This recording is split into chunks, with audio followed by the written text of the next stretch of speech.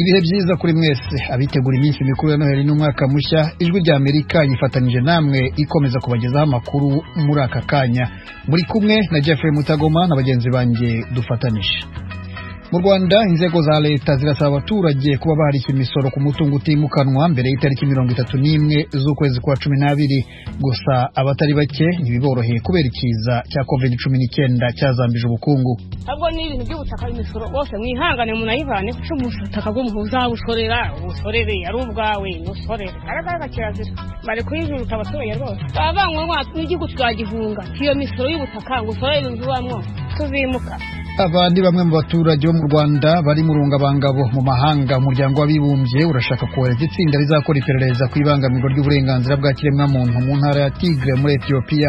Aya n'ayandi makuru ni mu kanya duhereye kuri hirya no hino ku isi.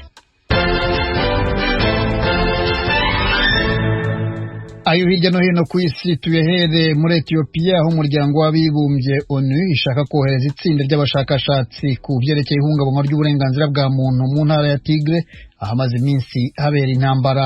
Fidel Niyongabo arakomeza iyi nkuru.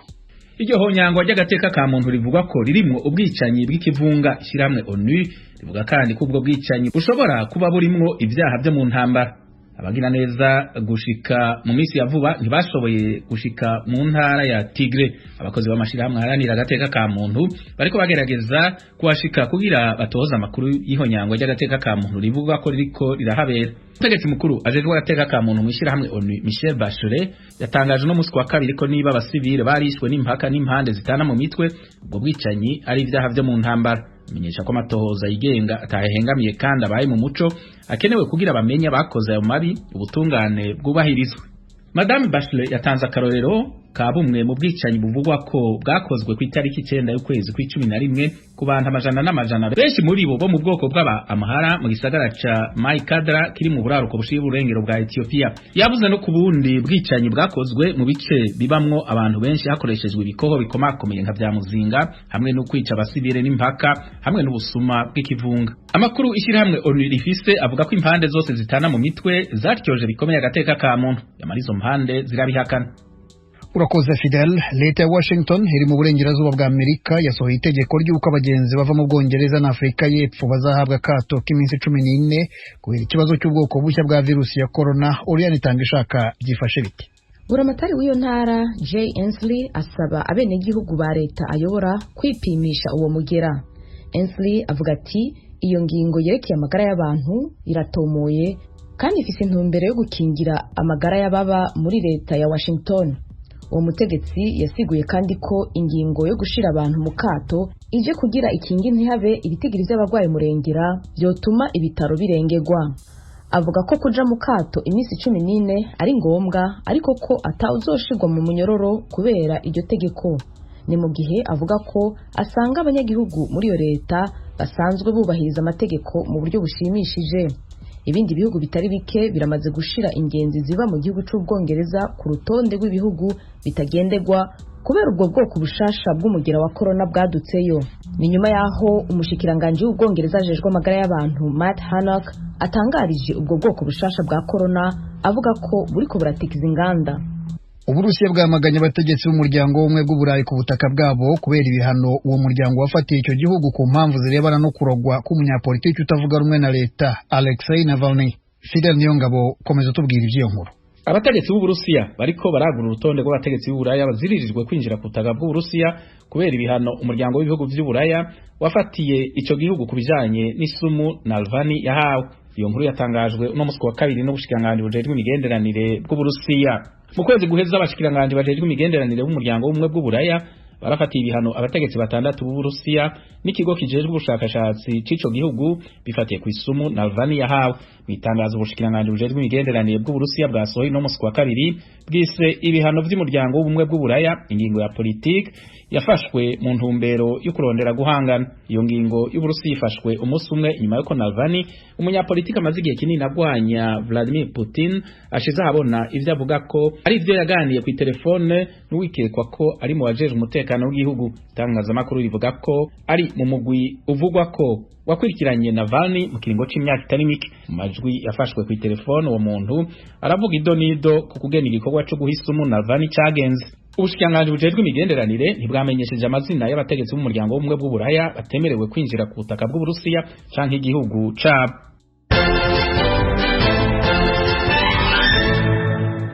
Mukomeje kumva radio Ijwi rya Amerika ivugira i Washington DC mu Kirundi no mu Kinyarwanda, mudusange no kuri eshatu radio yacu voa.com no kuri Facebook na YouTube kuri VOA radio yacu. Mukurikire aya makuru.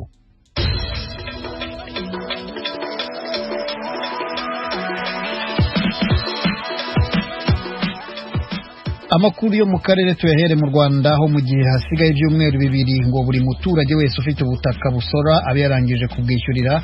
Bamwe mu baturage baremeza ko bitazabashobokera bitewe n'ubukene bwarushijeho kwiyongera kubera icyorezo cya COVID-19 cyazambije ubukungu. Ibi bibaye mu gihe imisoro basabwa muri uyu mwaka wikubye hafi inshuro 3. Asumta Kaboyi nibyo atubwira. Umusoro abaturage basabwa kuba bishyuye n'ubu butaka batuyemo ndetse n'amazu bwubatsemo ku bafite inzira irenze imwe, hari n'uzatangwa mu kwezi kwa mbere w'inyungu z'ubukote ku bafite amazu akodeshwa. Ni kenshi abaturage bakunze kugaragaza ko bitaboroheye kubona uyu musoro, ariko ubu bwo benshi baribaza uko uyu mwaka bazawubona mu gihe ibiciro byazamuwe.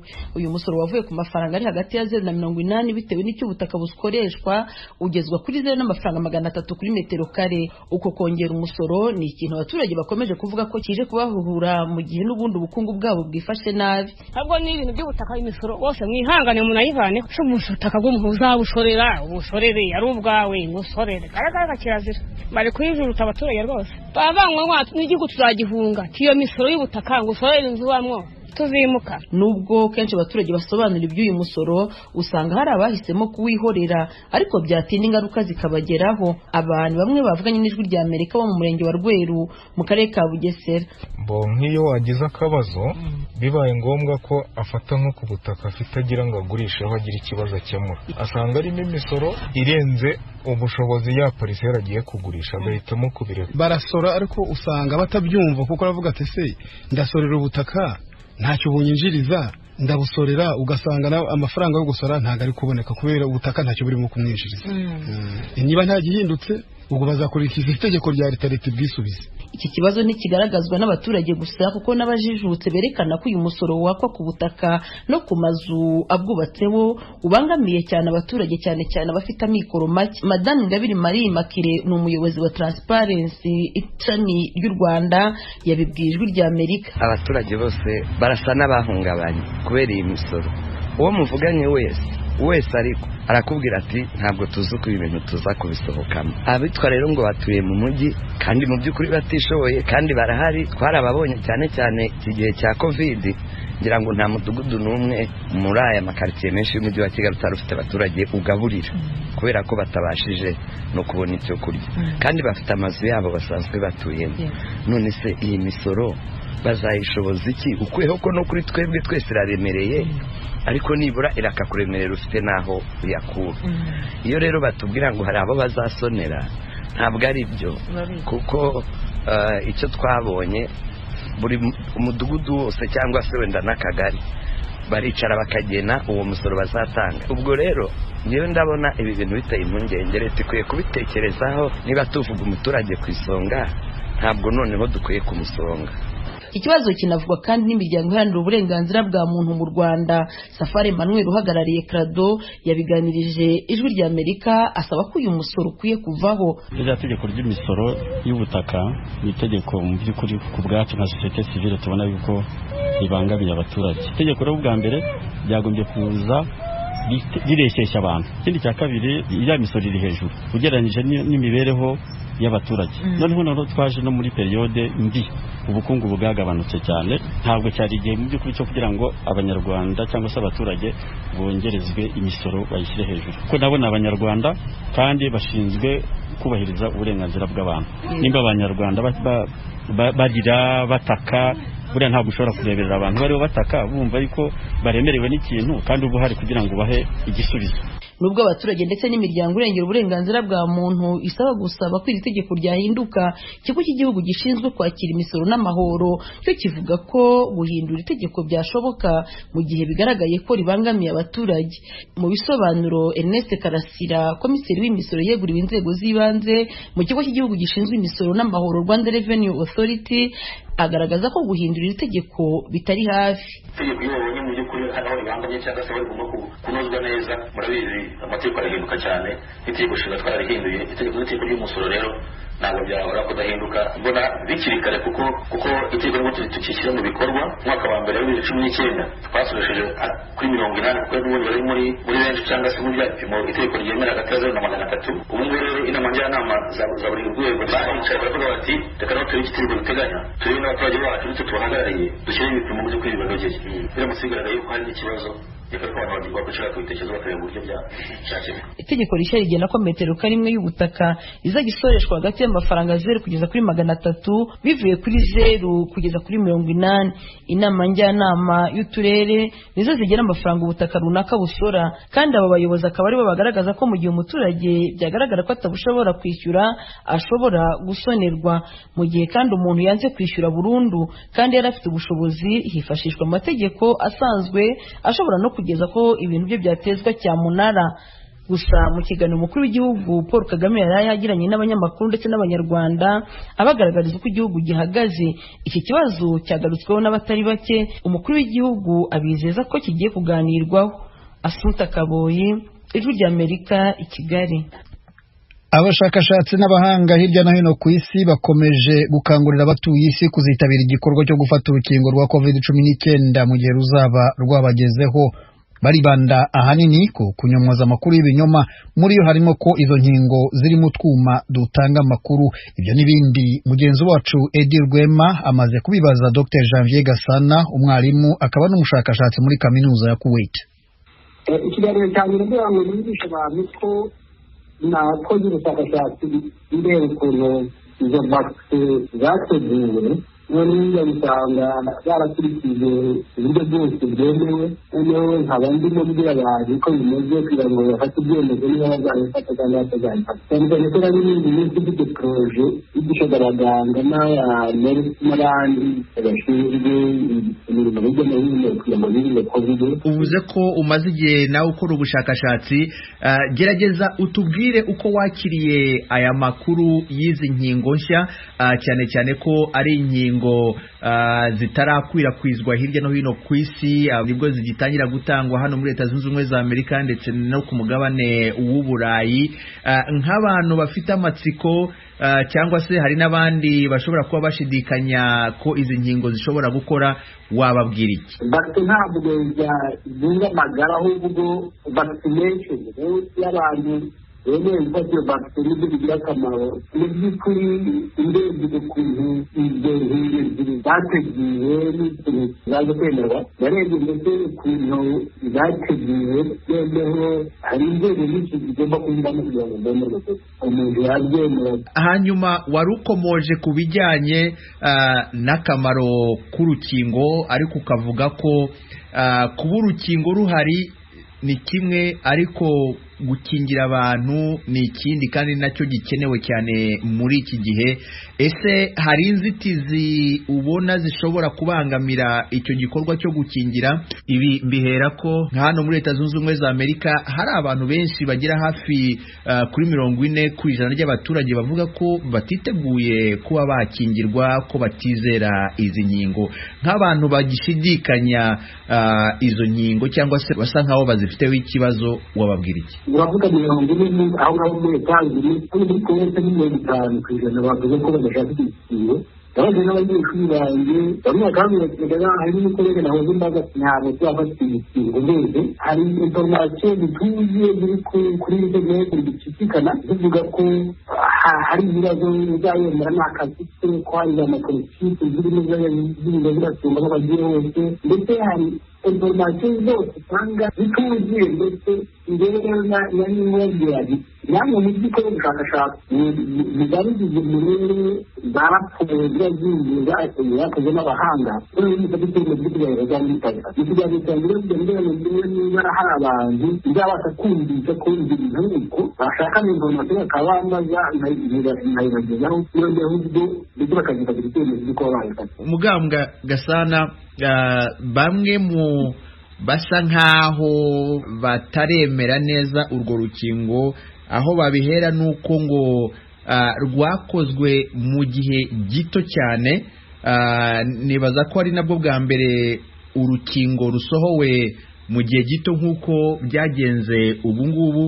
Nk'abo bo ubabwira iki? Ababwira ko igituma byatsindaga ni uko za farumasi kampani zakoraga vaccine noneho zamara kuyikora zikajya mu gushakisha finansima bakirwa bandika amagarama amavaccine muri icyo gihe afata ibihugu byabifashe n'amakompani bikora covax consortium ya n'ibiti bikatwegera ibyangombwa byose ndetse harimo financial political commitment yo kudategeka amafaranga mu kirere yaragezeho kuzanabafasha no kubikomeza kubera ko nta ikibazo cya finansi kitari kiriho byari. Hanyuma muganga, muri icyo kiganiro watanze aho ngaho mu gihugu cya Kuwait, ahanini wibanze mu kugerageza kubeshyuza amwe mu makuru y'ibinyoma agenda agaragara hirya no hino, cyane cyane ku mbuga nkoranyambaga, aho hari abantu bakwiza bivuga ko izo nkingo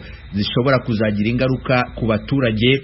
Hari nka kimwe mu gihe wabeshyuje aho abantu bibaza ko hari utwuma dushyirwa muri izo nkingo tugamije gukurikirana abantu.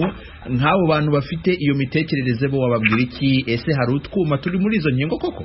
urebye ukuntu bukamukangana kugira ngo uzabashe kugira ngo ucike n'ibyo n'ibyo y'umuntu batuma ntabwo ari ibintu bishoboka rwose ukuntu ari gato rero kugira ngo uzafate agaciro kinjizwe n'ibyo n'ibindi ntabwo ari ibintu bishoboka nta bazi n'ibintu rwose. Muganga Janvier Gasana, umwarimu ukaba n'umushakashatsi muri kaminuza ya Kuwait mu gihugu cya Kuwait, nagira ngo ngushimire cyane kubw'akanya wahaye Ijwi rya Amerika kugira ngo udusangize ibijyanye n'uru rukingo rusha cyangwa se inkingo nshya za virusi ya corona. Wakoze cyane kandi ugire umunsi mwiza. Nawe wakoze kumbajije kuri ibya ibintu ko ni byiza gukomeza kumvisha abantu ko bagomba gukora nabo ubushakashatsi bwabo mbere y'uko bemera gufata uko ifata cy'ingenzi COVID-19 bwaje ibyo bikora kandi zamara igihe kandi yatera ibibazo ku buzima ndetse no kuri ekonomi.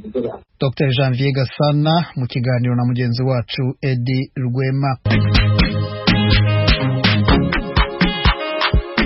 Bakunzi ba radiyo Ijwi rya Amerika mutuye mu burasirazuba bwa Repubulika ya Demokarasi ya Kongo, turabararika kujya mukurikira ibiganiro byacu ku maradiyo akurikira: Radio Communautaire de la Voix de Mikeno Ibunagana ku murongo wa FM 99.7, Radio Ngoma ya Mani yo mu mujyi wa Baraka kuri FM 88.8, Radio Baraka FM nayo mu mujyi wa Baraka ku murongo wa FM 94.4, Radio Communautaire La Verite ikorera mu mujyi wa Kiwanja kuri FM 90.0. naho kuba dukurikira muri mu majyepfo ya Uganda mwakumva ibiganiro byacu kuri radio Ijwi riyobora Voice of Muhabura ku murongo wa FM 88.9. Ni radiyo Ijwi rya Amerika iminsi yose kuva ku wa mbere kugeza ku cyumweru.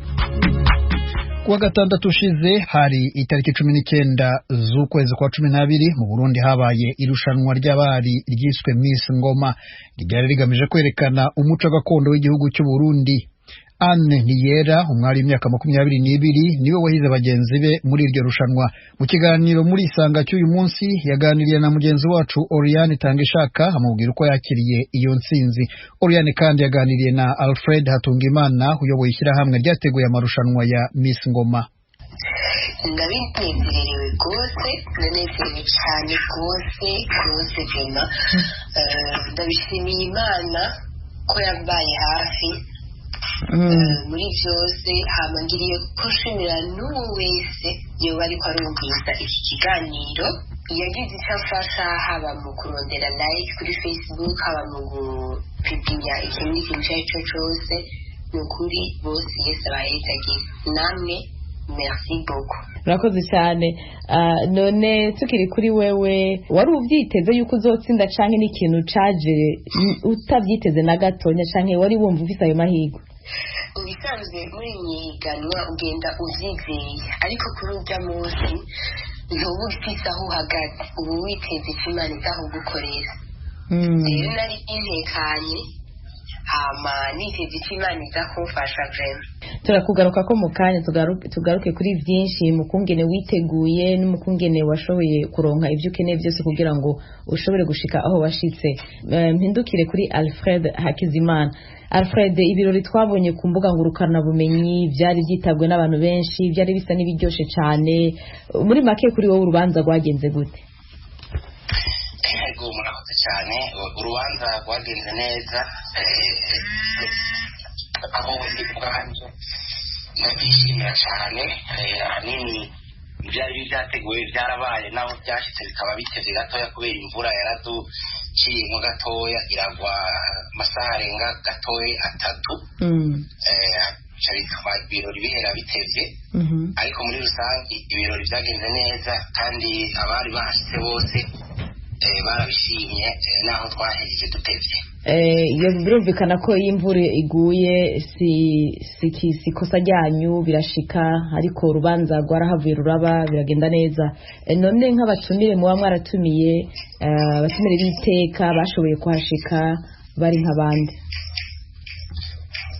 Musanzwe mu batumire abenshi twari twatumiye bari ku ruhande rwa leta canke murazi nka marene wa evenema twari tuzi yuko aza kubana natwe, ntibyavuye bigikunda bose ko baza kuko mu bisanzwe bavuye bibaza yuko bitaba bivanye n'imvura yari kiragwa. hama n'ikibanza ariko turakoreramo tukaba kitari ikibanza gisakaye cyane hose kuko byasaba yuko dukorera ahantu habona. Rero abanyacyubahiro bava muri leta ntibahashitse, keretse abadeje b'amabanke nka za BCF, BPCI n'abandi banyacyubahiro bamwe bari bahari. Abandi bavuye muri leta ntibashoboye kuhashika kuko bose twagumye tuvugana gushika amasaha atinda akagera kure. Murazi yuko hari abategetsi bamwe bivanye n'ukuntu baba basanzwe n'amabanga baba bajejwe badashobora gutembera mu ijoro, kuko twagiye gukangura hafi mu masaha 5 y'ijoro. Masaha 5 y'ijoro irenga murumva yuko atamutegetsi yaba akiri hanze uko bimeze. Birumvikana ko imvura yagize iragorana gato, ariko urubanza rwagenze gute ku bijanye n'abamwisi ngene biteguye ku byo mwari mwagerageje gutegura kugira ngo bashobore gutorwa, mushobore gutora umwe muri bo abari bajejwe kubatora? Muri make urutonde rwabyo. Ego byagenze neza. Jewe nko ku ruhande rwacu twe abari bateguye Miss Ngoma, abigeme bacu bari bariteguye cyane rwose kuri nivo, n'abajya bajya twita jure baje fasha kugira ngo batange amanota. Uravye n'umwanya bagiye gukoresha kugira ngo bashobore kugaruka kwiherera byarabagoye cyane rwose kugira ngo baronke nyene batandukanye abigeme bari bitavye intuzeye ihiganwa gushika muri finale, kuko nka bose bari babitoye bari babigize neza. Hamwe nyine uvuga uti haburana babiri hagatsinda umwe. Ni nabwiye n'abigeme bagize ntuzeye competition mu majambo twaganira imbere y'uko urubanza rutangura. Narababwiye mwese yaba ari byo nkunda nari kubagira aba mbere yaba bishoboka mugana ntibikunze. Ariyo mpamvu naciye ndabasaba yuko nk'imigambi bagiye barashikiriza canke bitegurira ubwabo baduca bihagarikira ngaho, ariko boza twabamenye dukorera hamwe kugira ngo iyo migambi yabo bashikane ku mbere bari bihaye. Rero muri makeya nibaza ko bose bari biteguye, bose bari babiteguye neza gushika naho nibaza ko umuntu wese yari muri higanwa yari gushobora kuba mu kibanza cya mbere. Ndiko ndaraba rero na sondage nagira iyo ushizeko amafoto abantu barakunda gutondeka abantu nta n'umwe yari batagize minsi bivanye n'umuntu wese ko avyiyumvira siko rero yuko abigeme bacu bari biteguye neza kandi ico nico ko twoshima ni naco twashaka ko kugira ngo bashobore kwerekana ubwenge n'ubukerebutsi bafise ahanini kandi bagiye n'akaranga Ego bafatiye cyane cyane ku biki kuko birumvikana ko byabagoye cyane bose bari bafise impano ubumenyi bari bafise imyambaro bari basabwe kwambara ubona bashimikiye kuki cyane cyane cyatumye Anne Niyera aba ari we asumba abandi ahanini murazi ko rwa mbere bwo hariho bararaba ikintu no kwita ubwenge kujya twari twavuze yuko ari umukobwa aciye ubwenge cyambere bararaba amaproje Anne yari afite proje nziza cyane nk'uko yari yayibashikirije n'uherukaga ijwi rya Amerika yari yateguye proje nziza cyane hanyuma ikigira kabiri barabaza n'ibibazo by'akahise hanyuma kandi bararaba n'umuntu bwiwe yuko ari umunyakaranga donc rero ivyo bintu bitatu byose byariko birakorwa nivyo batangira ko amanota bararaba n'umuntu novuga yakunzwe cyane yakunzwe cyane gusumba abandi no ku rubuga ngurukana bumenyi nuze Niyera Anne Niyera yabaye wa mbere yo yarakenze ku bantu ibaza hafi ibihumbi 2026 nimba ntihenze aribo bari gutora mu kiringo kitarenga ukwezi baramaze kuraba intuze yiwe bimwe no kwita views hanyuma akaba yarasanzwe afise na bimwe bita like ashika hafi 5,000